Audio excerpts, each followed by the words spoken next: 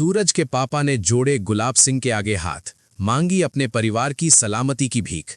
जी हां दोस्तों, सीरियल पति ब्रह्मचारी की कहानी में अब एक और बड़ा ट्विस्ट आ चुका है। दरअसल दोस्तों, क्या आपको कभी एक ऐसा पल आया है जब आपके सबसे विश्वसनीय लोग, आपके अपने परिवार, आपकी माँ बाप, साथ ही आपके अपने संरक्षक बनकर बन जाएं और उनकी छाया में आपका पूरा भविष्य छिप जाए? कहीं आपकी सफलता के रास्ते में कोई ऐसी दीवार खड़ी हो जो आपके पास असफलता का संकेत हो और आपकी खुशी के सामने कोई दबा दे। आज हम आपको सुनाएंगे एक ऐसे विज्ञान की कहानी जो भावनाओं और बदले का खेल है, जहां नैतिकता और सत्य की कीमत बहुत अधिक है। ये कहानी है एक अमीर लड़के और एक शक्तिशाली नारी के बीच, जहां एक दावा और एक रक्षा एक ऐसी राक्षसी को जन्म देती है जो किसी को भी तबाह कर सकता है। चलिए, आइए उस उदासी रात की ओर चलते हैं जहां हालात ने वारदान की नई किस्म का बीज बुआए थे। दरअसल ये कहानी कुछ ऐसी घटनाओं से शुरू हुई जो एक दिन चीनी और बेटे की गुस्सैल मां के बाद शुरू हुई, लेकिन आज इसका रूप एक ऐसे मैदान में बदल गया है जहां बेटा आप ही अपने पिता के सामने आता है। और यहां असली काट घटित हुई। सूरज के पापा ने गुलाब सिंह के आगे अपना हाथ रखा। दोस्तों, ये वो हाथ नहीं था जो अवसर देने के लिए रखा गया था। ये वो हाथ था जो विनती के लिए लिया गया था। अपने परिवार की सुरक्षा की भीख मांगी गई। आइए गहराई से जाएं इस तराशत में। ये कहानी सीरियल हस्बैंड बैचलर की है, जहां अब एक और साजिश का कोड़ा उधर से लिया जा रहा है। जैसा कि आप सभी जानते हैं, ये राजनीति सत्ता का खेल रही है और उसका केंद्रीय पात्र गुलाब सिंह है। वो महिला जो कभी कोई नहीं छोड़ती थी, लेकिन अभी वो एक ऐसे मंच पर है जो उसे आग के बीच डाल दिया है। गुलाब सिंह ने अनिल के हाथों सूरज के पापा को ब्लैकमेल करवा दिया है। वो सूरज के सपने का हवाला करने के लिए तैयार है कि वो आईएएस नहीं बन सकता। अब ये रुद्र का चेहरा बदल गया है। अपनी प्यारी बेटी रिया की सुरक्षा के लिए अब सूरज के पापा अपने बेटे के सामने साफ साफ कह देते हैं, तू आईएएस नहीं बनेगा। आप जानते हैं, तब तक का गहराना यहां है जब एक पिता अपने बेटे के अपना सपना तोड़ने को कहता है। अपने पिता के मुंह से ऐसा सुनने के बाद जो लोग थे जो एकता को पसंद थे, वे अब एकता नहीं बल्कि एकता के सामने टूट रहे हैं। सूरज पूरी तरह से टूट चुका है। अब जीवन का मतलब उसके लिए एक नई कल्पना से कम नहीं है। जहां अब सूरज ने ईशा से किया हुआ वादा भी वापस ले लिया है। उसने कहा, ईशा, अब कुछ नहीं हो सकता। मुझे आपसे किया हुआ आईएएस बनने का वादा वापस लेना होगा। मैं खुद को एक गुंडा मानने लगा हूं। मैं एक गुंडा ही रहूंगा। ये उदासी तो एक शब्द था, लेकिन उसका पीछा कैद था। उस अंधेरे में एक रोशनी चमकने लगी। वो ईशा थी। ईशा एक ऐसी लड़की नहीं है जो एक दरवाजे को कूद कर पार करती है। वो ठान लेती है कि अब सच्चाई सामने आएगी या नहीं, उसकी दम ही होगी। वो सूरज के पापा से बात करने की कोशिश करती है, लेकिन अब सूरज के पापा किसी से भी बात करने के लिए तैयार नहीं है। वो अपने आप को किसी और से जानने से डरते हैं। लेकिन गोपनीयता दुनिया में देर ही लगती है। जल्द ही सूरज के पापा को पता चल जाता है कि ये सब अनिल के हाथों गुलाब सिंह के आवाज से चल रहा है। और ये घटना तब और भयावह बन जाती है जब सूरज के पापा बेचारी होकर गुलाब सिंह के पास जाकर उनसे हाथ जोड़कर विनती करते हैं। वे उनसे कहते हैं, गुलाब रानी, कृपया अपनी माँ सूरज की को खुश रखें।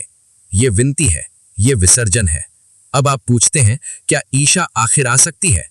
आप बहुत देर पहले जान चुके हैं कि ईशा लाएगी। वो न तो किसी के नीचे आएगी और न ही किसी की साजिश का शिकार बनेगी। वो अनिल जीजा जी का सच लोगों के सामने फिर से उठाएगी।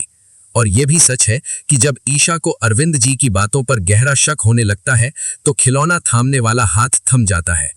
ईशा के मन में सवाल बुरी तरह से बोल रहा है, पापा जी आखिर इतने डरे हुए क्यों हैं? उन्हें महसूस किया होता है कि अरविंद जी जरूर किसी बहुत बड़ी मुसीबत में फंसे हुए हैं। उन्हें महसूस किया है कि सूरज को आईएएस न बनने देने के पीछे सिर्फ हालात नहीं है, बल्कि किसी शख्स की साजिश छुपी हुई है। ईशा तुरंत सूरज से बात करती है। वो कहती है, सूरज, हमें पता लगाना होगा, हमें पापा जी के साथ क्या गलत हुआ है। लेकिन दुख की इस पर्यावरण में सूरज भारी मन से हाथ हिलाता है। ईशा जी, अब कुछ नहीं हो सकता। वो कहता है, मुझे आपसे किया हुआ वादा वापस लेना होगा। लेकिन ईशा उन लड़कियों में नहीं है जो चुप बैठ जाएं। वो ठान लेती है कि सच्चाई सामने लाकर ही दम लेगा। ईशा मदद के लिए बंटी को फोन करती है और जब बंटी उसे बताता है तो उसके पैरों तले जमीन खिसक जाती है।